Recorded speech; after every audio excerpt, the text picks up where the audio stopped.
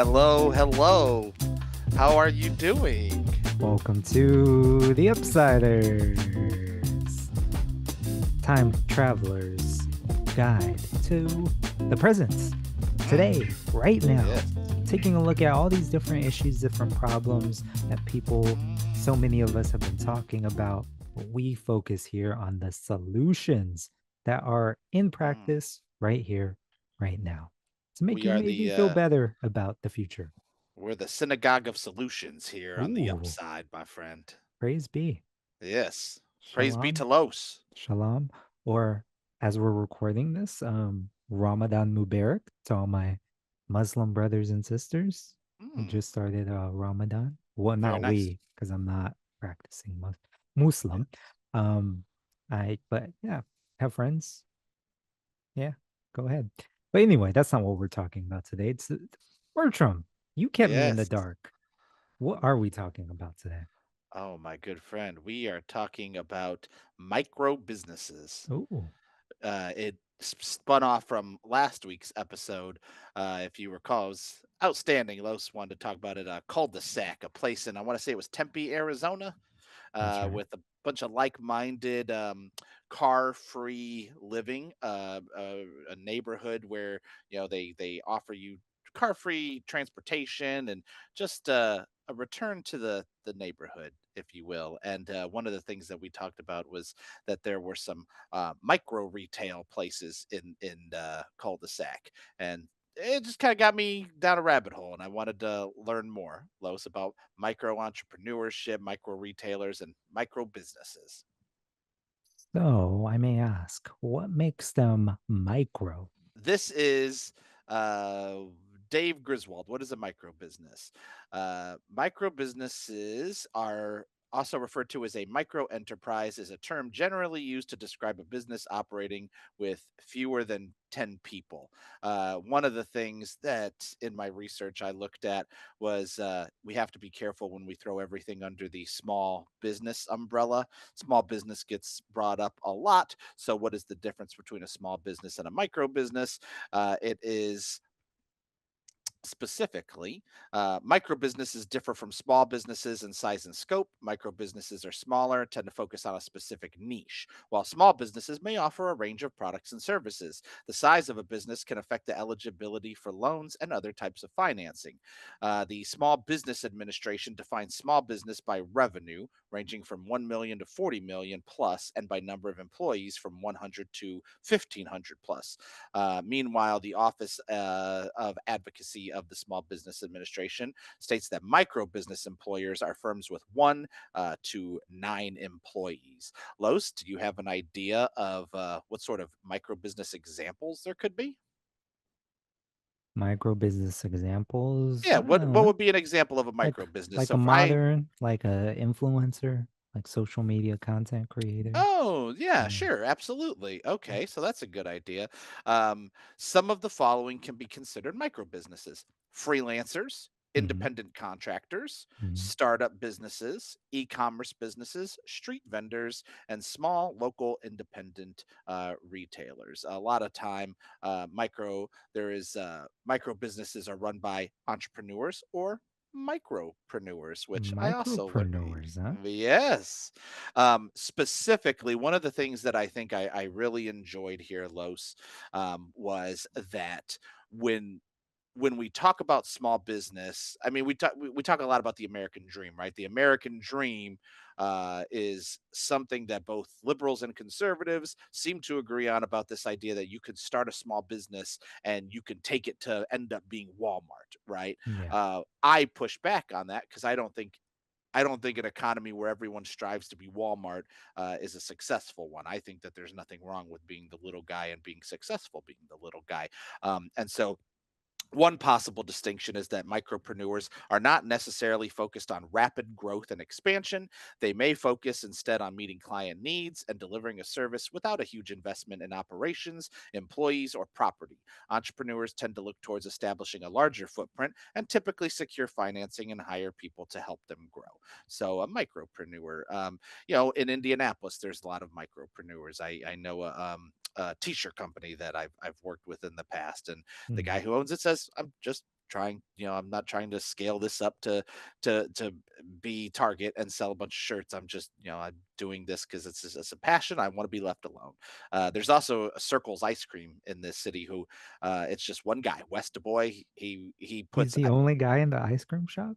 yeah, well, so what he is it's actually a really great idea. He takes freezers and he puts them in places around the city full of his ice cream pints. And you just go up and scan the QR code, like you walk into like a bar, you scan the Mm, barcode, you pay for the ice cream, you just open up the freezer, you take your ice cream and you leave. And he's mm, not interested in scaling up and having it all around the city or anything. He just likes making some ice cream, and it's amazing ice cream. So shout outs mm. to Wes at Circle's Ice Cream.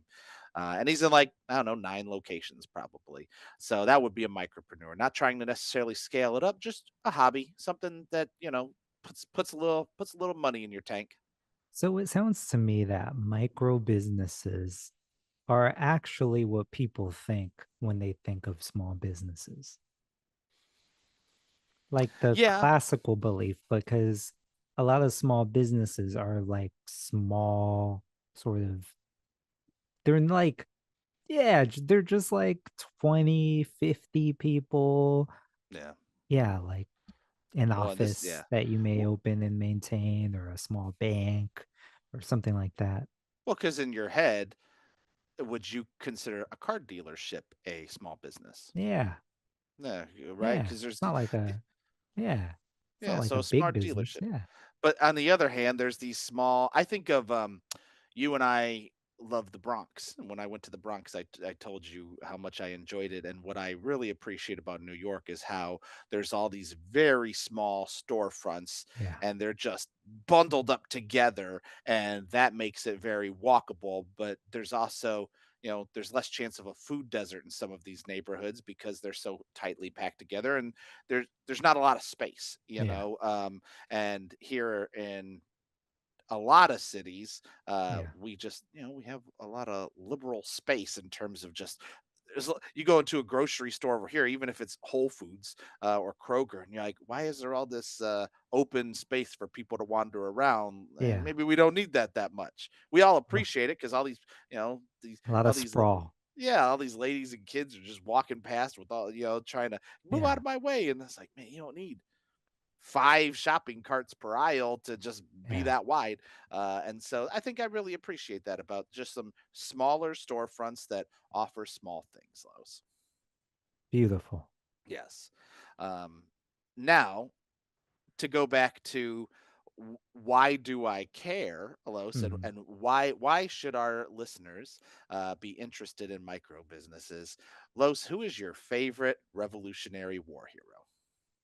My Revolutionary War hero? Yeah, who's your guy in the Someone Revolutionary boots on the War? ground, or It could be just whoever you want. founding father, or When you it doesn't have to be necessarily a founding father, but when you think of just, oh man, that's your Revolutionary War character. They steal the show. Did you ever watch Liberty Kids? oh yeah, yeah, yeah. What was your favorite Liberty Kids episode? You know I'm who that just was. Go back. It's all on YouTube, by the way. Liberty Kids was this amazing Revolutionary War show. I think when you and I were kids, yeah. like I don't know, I would say like late 90s maybe. And it was an all star cast. Every Mm, episode, it was the whole Revolutionary War, and I think like Denzel was in it. It was just a outstanding celebrity cameo. So go back and watch Liberty Kids on YouTube. So who was your person? man. You look like a Ben Franklin kind of I guy, was because thinking that's Ben Franklin. I yeah, I think figured.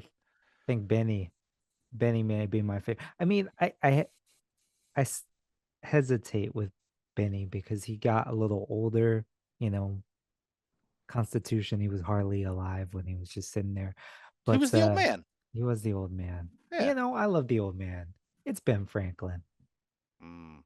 What lesson would you think Ben Franklin teaches? Like, what's Ben Franklin's theme? What's the lesson? What's the lesson that Ben? Yeah, maybe just wisdom. Yeah, or just perspective, you know. Ben Franklin's all about perspective. It's like he understood, like, he could speak with anyone, you know. He could speak Mm. with the French. He had a lot of fun in France, you know that. He had a lot with it.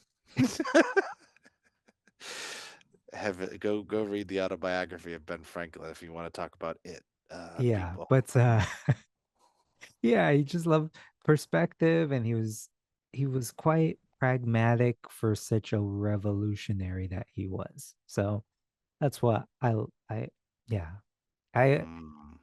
Thomas Jefferson would be close, but he had his own issues. But Oh yeah, he was a walking contradiction.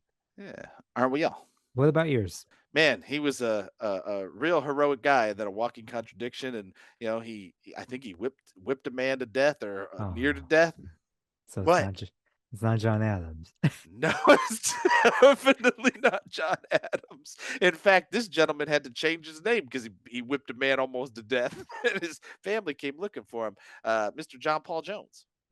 John Paul Jones. Oh yeah, It's interesting too, not to get off topic, that the reason one can argue the reason why John Adams isn't as celebrated as many of the other founding because he fathers was, wasn't a contradiction. yeah, he was too principled. He was too good of a man, and his son. Yeah, John Quincy. They were very principled, and that made them kind of Yeah. boring. He did the good thing and like defended the British soldiers Yep. the Boston Massacre, even though He I said don't they agree had with them. rights. Yeah. He was even John Cena now is fallible. And I would have said John Cena was up there with John Adams, and then I don't think John Adams has ever kicked another man in the balls. So um, but to get back onto topic of micro businesses, I wanted to tie this episode around a theme. If I could give it a title, if I can give it a moral, John Paul Jones is one of my heroes, and I live my values according to this quote that he said, and it's, I wish to have no connection with any ship that does not sail fast, for I Mm. intend to go in harm's way. Mm. uh, John Paul Jones stood against the British Army with just his ship. I want to say it was the Bonhomme Richard, and no one takes on or defeats the British Navy during this time. British Navy is the most powerful navy in the history of the world, and here's this guy on this fast ship, and they sunk his ship, Los. And he still kept battling back, and he beat him.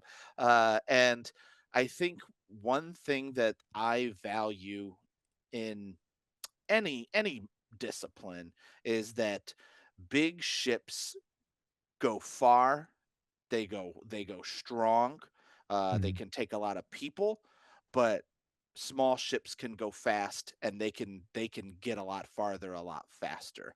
And I think in any of these episodes that we're talking about, any of these solutions that we talk about, and you and I did many years of Mad World, where we tried to fix a lot of society's issues. I think you need a combination of both, Los. I think you need the fast ship that can get out there quick and go scout things, and I think you need the big ship that can play defense and do some serious battle and have the cannons and things like that. And so, you know, I don't want to talk too much about the looming difficult issues in our society right now, with the inflation and the price of eggs, and this administration that's just doing is bananas, and Elon Musk and all these things.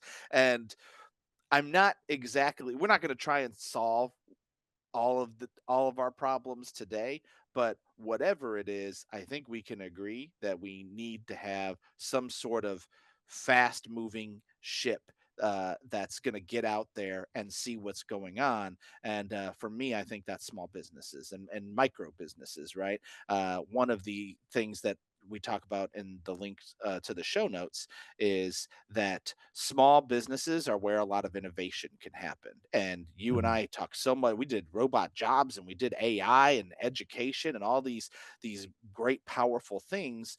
We need to have some small innovation on the front lines that are going to tell us where we need to go. And you don't do that without a John Paul Jones. You don't do that without a fast ship. Do you agree?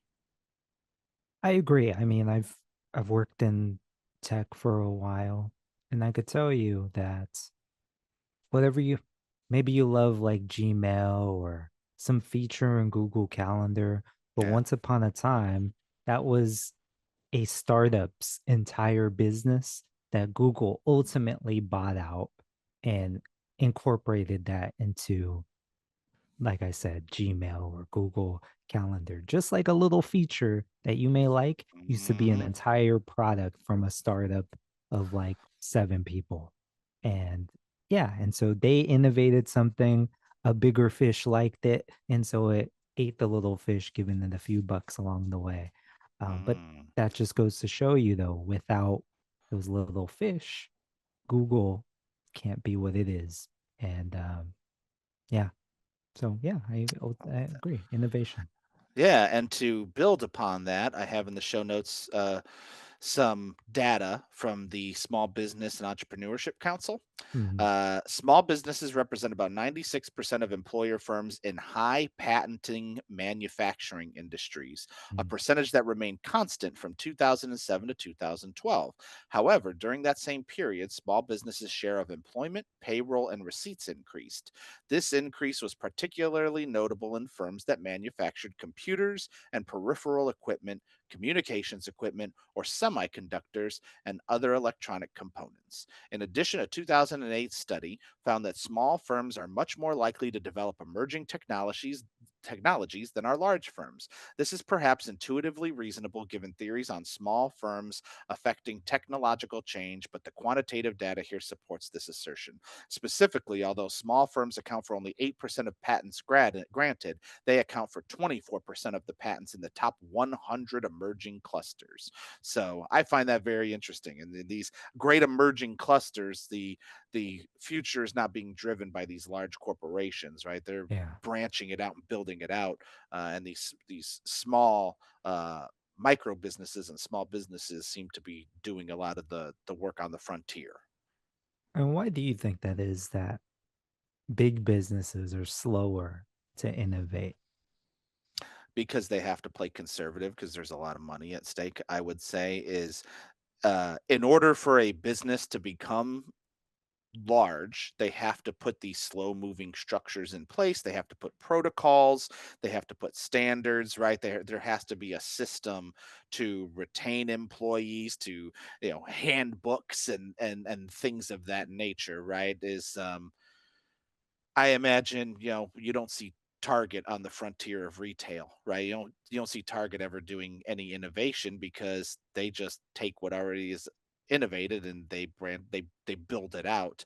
Um, Look at how long it takes for a giant board to make a decision, right? It's you have a board of 10. How big are some of these companies, Los? They have tens of thousands or hundreds of thousands of employees. You're not on the front line, so there's so many chains of command. So it's Mhm. like you don't even I haven't been inside one of my local stores in 10 years. I'm at the home office that's 20 miles away. And because of that lost nature, it's a very slow moving ship, I think. Yeah. What do you think?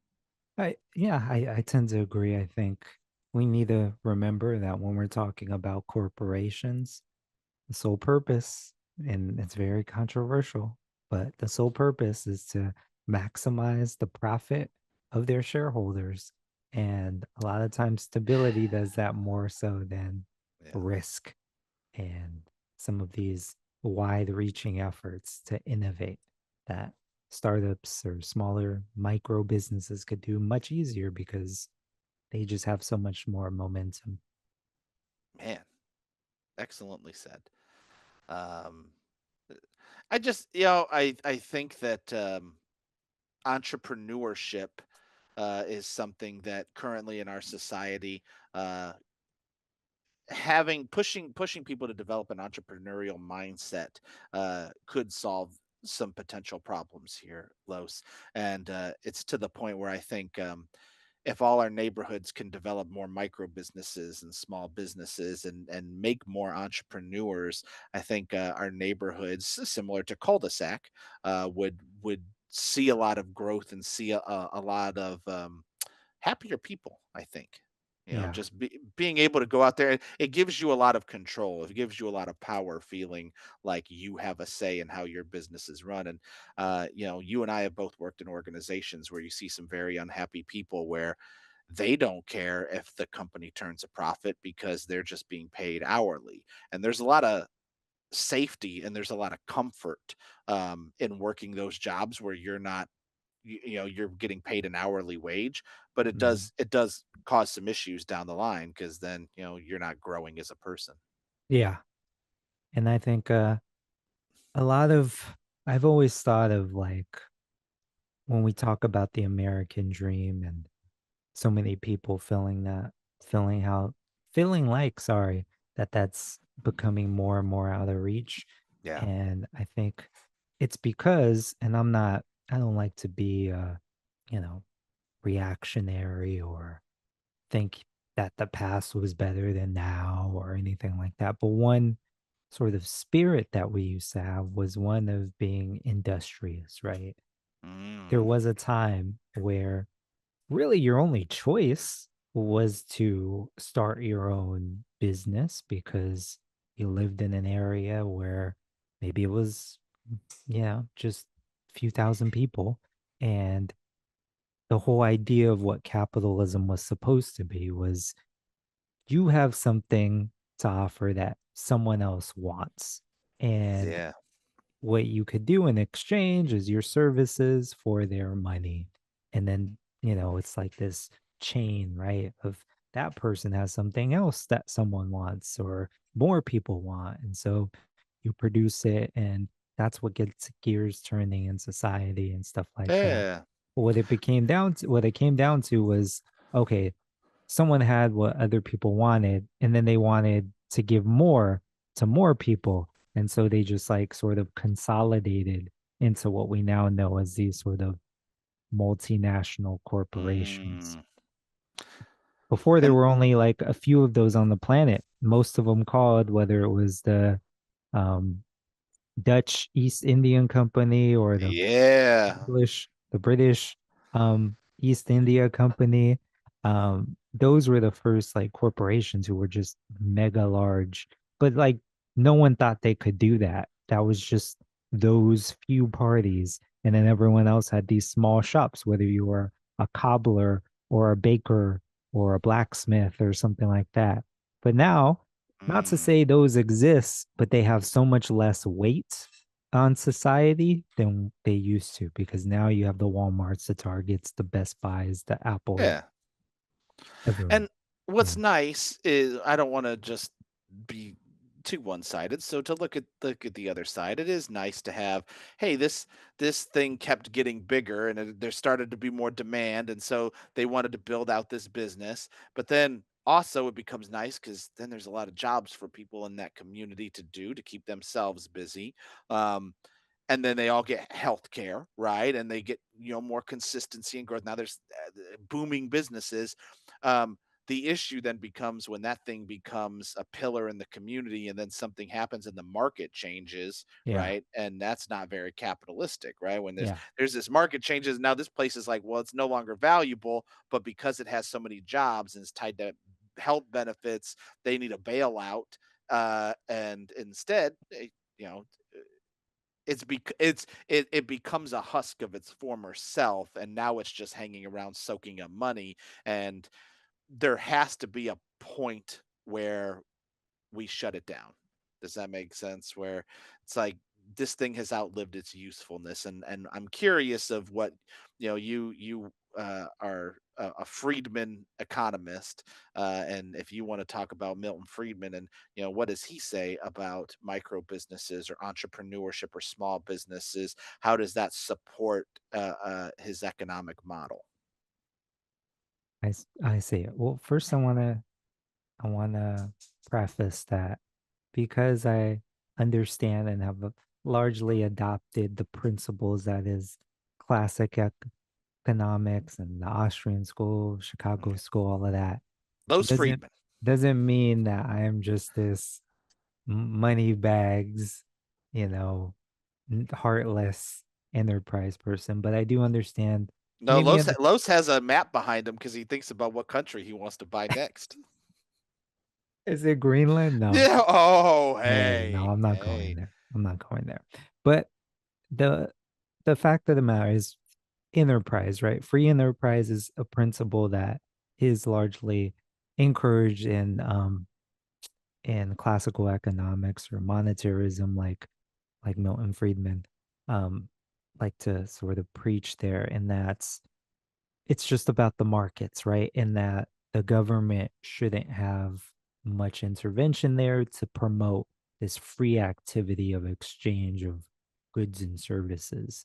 And so, when from a philosophical point, you had that school of thought where it's like very little intervention, let things go. And then once things happen, you mentioned the possibility of employment. Well, unemployment happens, the market will correct itself because if Yeah. someone gets unemployed, then their services are needed elsewhere. So they'll pick up the pieces there and there may be some slight disruption, but don't worry because it'll always pick up. And then Mm. off off screen you're probably asking me about this one here is Keynesian economics, right? That's the Yes. opposite side of that.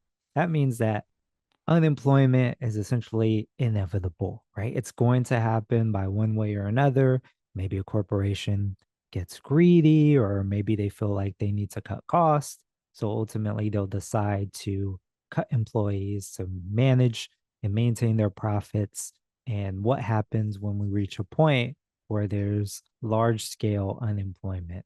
Well, unlike Milton Friedman and that school of thought, Milton Keynes, John Maynard Keynes, I should say, sorry, um, posits that the government should do something because if this is inevitable, you need to step in, right? And he came from the idea that for every dollar, so to speak, that the government spends, it ends up having an impact of something greater than that dollar. The dollar goes further when the government spends it rather than someone else. Man, So not always. yeah, well, that was the idea. But one thing I do appreciate about Keynes is that he came up with one of my favorite sayings is that when the evidence changes, my opinion will change. And so Mm.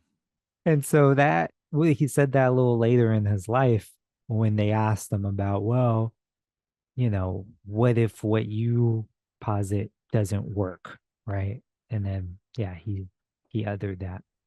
Yeah. So yeah, Man, beautiful those. As we wrap this up, uh, do you feel yeah. that these idea of micro businesses maybe more so is this going to become a new trend now? Does it need to become a trend, and will it help combat some of these issues that we're having in our economy today when it comes to inflation, and people are still going crazy about the price of eggs? Can micro businesses have an effect on that? Absolutely. Because the more ideas that you have out there, the more innovation happens and you just have more activity, right? Right now, we have a structure where so many people depend on big businesses for employment and by extension, stability. But what happens is, and we've seen it in the past few years, where they decide, well, we need to cut down, right? We need to lay off a bunch of people. And then a lot of these workers, they gave everything to these companies and then only to Yeah. find themselves a name on a spreadsheet where they just get sort of written off. But these Yeah. skills and workers have become more and more skilled. I think one could say that they're cutting themselves short because these skills Mm. that you have, you could offer that, locally, so to speak. And I think that could go a bit more further than someone ultimately making it from junior to senior position to middle manager to C Yeah. office or whatever, C suite. Um, yeah. So I Y- think there's a lot of value there, and people Yeah. should adopt more of an industrious entrepreneurial spirit where, yeah, it may feel like a risk, but don't sell yourself short on what you could do, right? Yeah. Someone else wants what you do. So, One thing I wonder about too is you don't meet as many people who were union labor workers. I worked in the iron industry. I was a welder for 40 years, and then I retired. And um, that was there was much more of a plethora of those jobs 30 years ago, 40 years ago, 50 years ago. And what I wonder about is, it seems like with technology rapidly changing and the just amount of technological progress we've made in the last 30 years, I do wonder, do humans have to be more versatile going forward, and really learn more skills and polish more skills, especially when it comes to computer science and engineering and things of that nature. Um, a lot of those jobs that can be done for 40 or 50 years seem to be possibly getting replaced or augmented in some ways by robots and AI, based on the last few episodes we've done. Yeah, a bit because it's all about growth, right? Yeah, So if you're doing the same job for 40 years, like what has I'm speaking for the company. What has that done for us? How do we build yeah, on that? So that's why you don't see those types of jobs, and by virtue, you don't see yeah, those same types of pensions that used to exist. So yeah, but thing is that this is happening already in so many places. Well, we think of places like the Nordic countries, like Sweden and all of those and what they're doing for workers and blah blah blah, but yeah. they also have higher rates of entrepreneurship. Sweden in fact has programs to incentivize people to start their own businesses, which for all the egalitarian thing views that we have on them, and how yeah everyone virtually makes the same thing, whether you're like a doctor or like a driver or something, but at the same time, they have one of the highest rates of billionaires per capita Oh wow. because, yeah, you have what, Spotify, IKEA. Like these are small countries. I think Sweden has a population of maybe what, 6 million. Um, but they've churned out some of these like huge things, but they also have like, micro businesses as well because they just promote, hey, if you could help out to this pool of people, like we'll be that much better, and there's incentives for you to do that. So maybe Yeah, we should that's do something like that here in the States. That's funny that you mentioned IKEA, because the Nikki Gilliland article says some of the biggest retail brands in the world are downsizing. IKEA, known for its large and expansive physical stores, is the latest name to announce an investment in small outlets. It follows on from the likes of B&Q and Target, which also experimented with small, super targeted micro stores. Offering a limited selection of stock in micro stores, IKEA is able to offer customers more of what they want and less of what they don't, meaning it's unlikely to be left with unsold or outdated products. Which goes to what we were talking about, right? Is that these small ships can change quickly. They can turn on a dime, and so if you're able to notice trends quickly, you can very quickly adapt to them. It's easy to adapt, and so we've talked about in education with micro schools, right? Is that the education system needs serious revamping, and it's only continuing to fall further behind as these kids get a hold of all this different tech at younger and younger ages. So we need, these micro movements are trying to very quickly adapt and sort out some of these issues, and it's going to take the bigger schools a longer time to figure it out. And the same seems to go with entrepreneurship. Yeah. So get out there, start something, someone out Yeah, there. Yeah. we did. Yeah. It's this Look at this. podcast. You want to take us home? Okay. Yeah. I So like your voice more than mine. I don't know. Yeah, whatever. But thank you all for listening to us. Yeah, we appreciate it. Please subscribe, follow the podcast, share it with your friends, family, and worst enemies. Listen to And it with your dog. yeah, that too. So, on behalf of my friend Bertram over here, I'm Los, and we'll see you not just on this side, but we'll see you on the upside. All right. Have a Ta good one, ta. yo. Bye bye.